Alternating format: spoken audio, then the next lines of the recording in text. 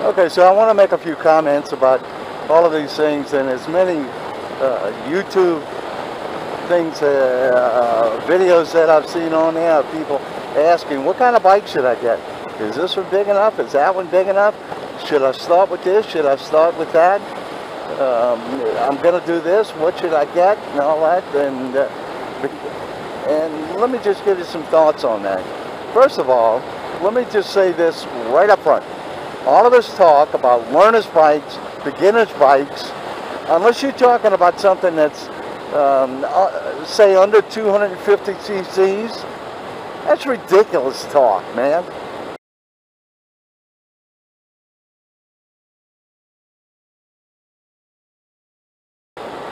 If you're riding around on a sports bike with a 300cc engine, what more do you want? Do you want to get to 100 miles an hour a little faster, or then go to a 600? If you want to get there a lot faster, then go to a leader bike. Those bikes are great, man. That R3 that Yamaha just came out with, man, what a sweet little bike that is, man. And you can exceed 100 miles an hour, so what? Once you get up to the speed limit, or even a few miles an hour over the speed limit, what the hell is the difference?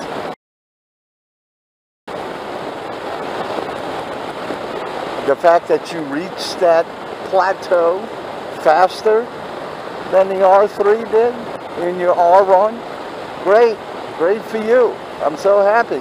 But if you got an R3, if you got a Ninja 300, man, what more bike do you need than that?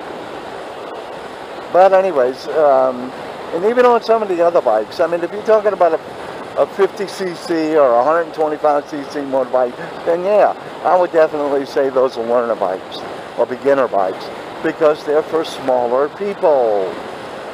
As far as learner bikes, as beginner bikes, I'll tell you what I think they are. Those are the ones that are on Craigslist. Those are the bikes that you buy to learn how to ride your bike, or if you're just starting out, you know you're going to drop it at some point, or you might crash it, or just have an accident with it. Those are the bikes you want to have. Those are the learner bikes. And once again, it really doesn't matter what the size is. Buy a learner bike, buy a beginner bike on Craigslist, learn how to ride, and then go buy your bike. But as far as classifying these bikes as beginner bikes or whatever, I think it's ludicrous. Now, if you're going to race the track, then that's completely different. But those are track bikes, and it's very obvious what they are. They're track bikes. So let's all get on the same page here, okay? We're all riders. Everybody that's on two wheels, I have the utmost respect for them. I don't care what you're riding. I don't care whether you're riding a street bike, a motocross, adventure bike, a Harley Davidson, whatever you're riding. I have all your respect in the world, because you're choosing to do that. Nobody's forcing you to do that. Nobody's forcing you to travel on two wheels. So congratulations to you. But here's the criteria that I would suggest for anybody who's thinking about buying a bike. There are really two major considerations that I think you need to have. One is, how are you going to use the bike? Are you going to use it for off-road? Or are you going to use it for commuting? Or are you going to use it for the track? Or are you going to use it just for screwing around on the weekends? That's your first consideration. You need to clarify that within yourself, exactly what you're going to do with the bike. Once you do that, then I think you'll have a kind of clearer understanding of what you should get, because that's going to eliminate a lot of bikes out there that you don't even have to think about, you don't even have to look at.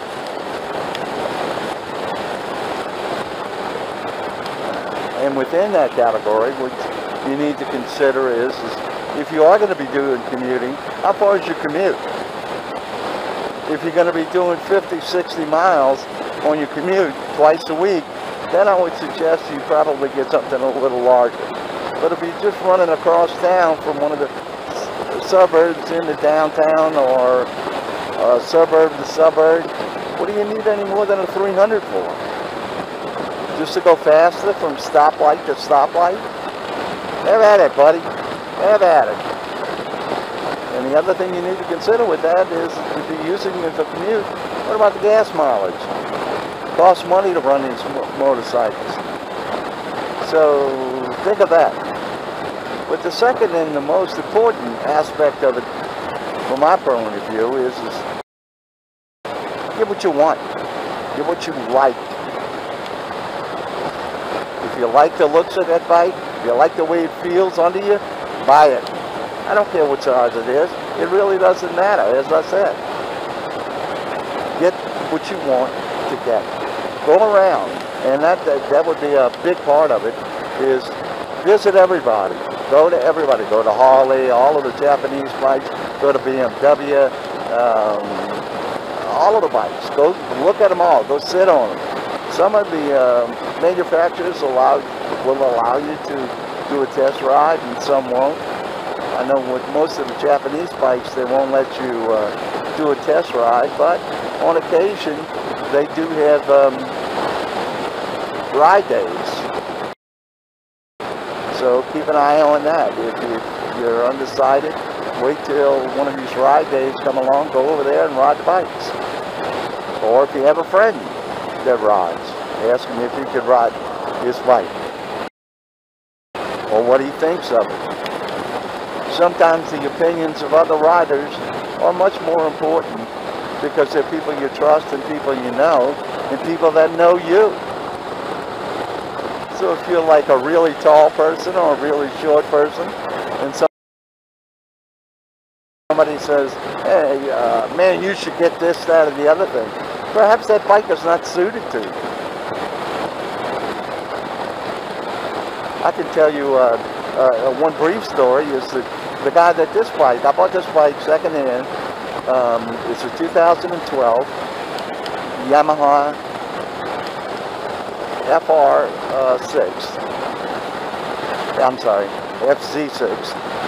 And the guy that bought it, the salesman sold him a bill of goods. The guy was 6'5", over 300 pounds, and he bought a 600cc bike. The guy rode it, he put 2,000 miles on it, and then put it in the garage because it was just too uncomfortable for him. Hold on a second.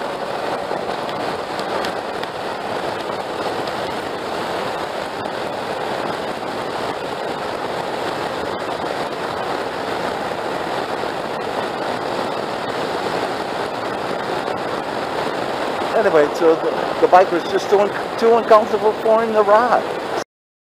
So what happens? It sits in his garage for 2 years, and then he finally trades it in on a cruiser, which is what the bike he should have been on in the first place.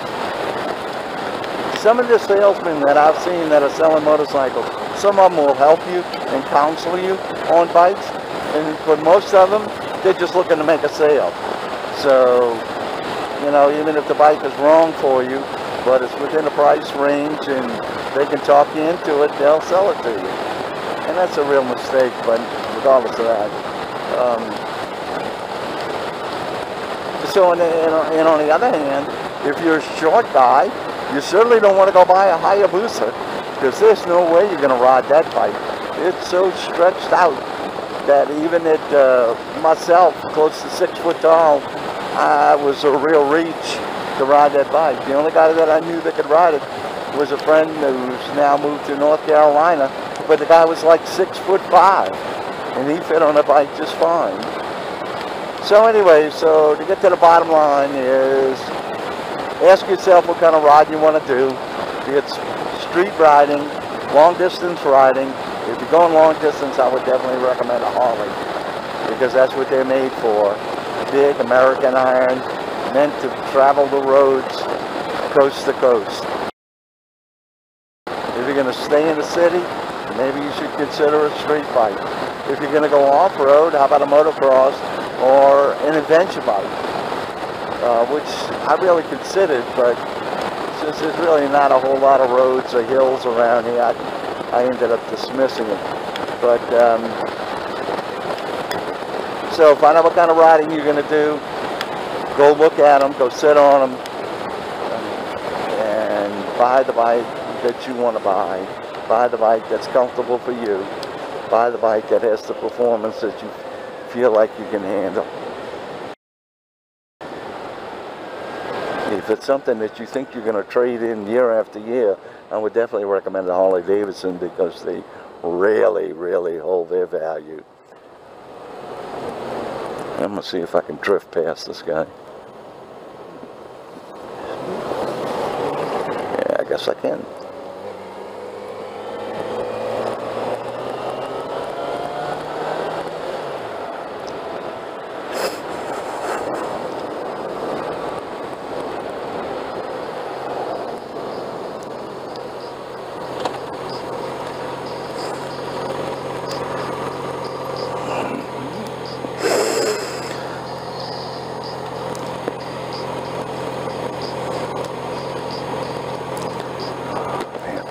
So beautiful today. It's past this whole damn week. The weather's just been absolutely spectacular.